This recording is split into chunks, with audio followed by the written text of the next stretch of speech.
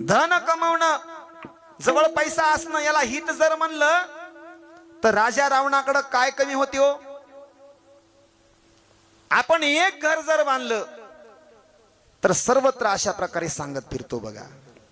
या पट्ट्यानं 2 कोटीचं घर बांधलं. अरे तुझं 2 कोटीच तू कुठं काय बांधायलास? त्या रावणाचे घर ऐक. लंके माझी घरे किती ती ऐका, सांगत असे संख्या जैसी तैसी.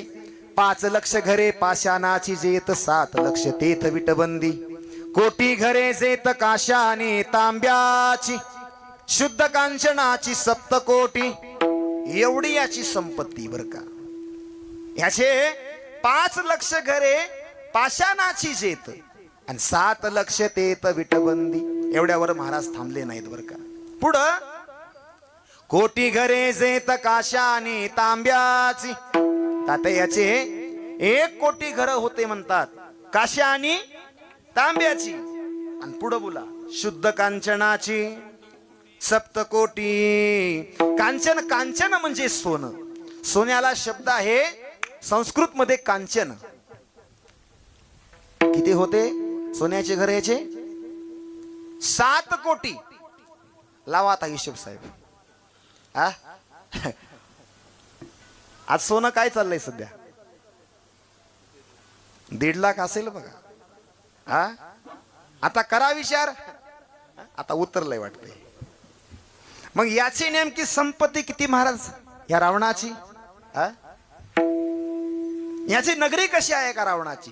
सोनियाची पुरी समुद्राचा वेडा, समुदाय गाडा राक्षसांचा, समुदाय गाडा राक्षसांचा. हे समुद्राय गाडा राक्षसांचा, समुद्राय गाडा राक्षसांचा. सोनियाची पुरी समुद्राचा वेडा, समुदाय गाडा राक्षसांचा. याची सोन्याची नगरी महाराज. याच्या नगरीला रक्षण कोणाचं आहे? राक्षसांचं रक्षण आहे. रावणाला किती बायका होत्या त्या? 80 सहस्त्र जया सुंदर कामिनी, त्या माझी मुकरणी मंदोदरी. श्रीराम महाराज रावणाला 80 सहस्त्र 80,000 त्याला बायका होत्या. आपली एकच आहे. याला खालतवर तर कळना साहेब. एकीनच याच्या पार बरगड्या मोडल्या. 2 केल्यावर काय होईल? मग तर मडत बसलायचं. राम नाम सत्य आहे ऐका. असा हा रावण होता बघा. धनशाली, वैभवशाली. या रावणाच्या 3 अशा प्रतिज्ञा होत्या. याचं पहिलं पण काय आहे? मी सोन्याला सुगंध आणीन. याचं दुसरं पण काय आहे? समुद्राचं पाणी गोड करील. आणि याची तिसरी प्रतिज्ञा आहे स्वर्गाला शिडी लावीन. एक तरी झाली पूर्ण याची.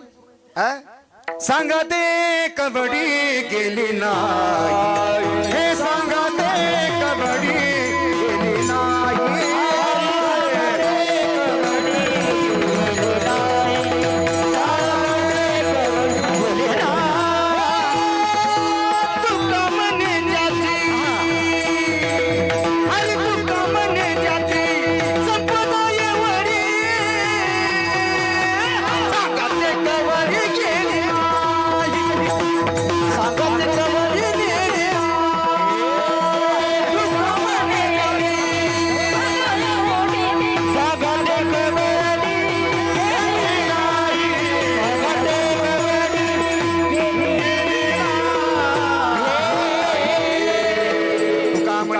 संपदा एवढी सांगा ते कवडी गेली नाही. असा श्रीमंत असणारा रावण त्याला सुद्धा मरावं लागलं बर का.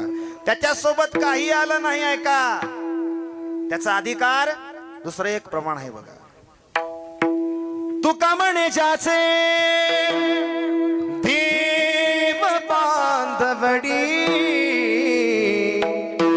सांगा ते कवडी गेली नाही, गेली नाही. सांगा ते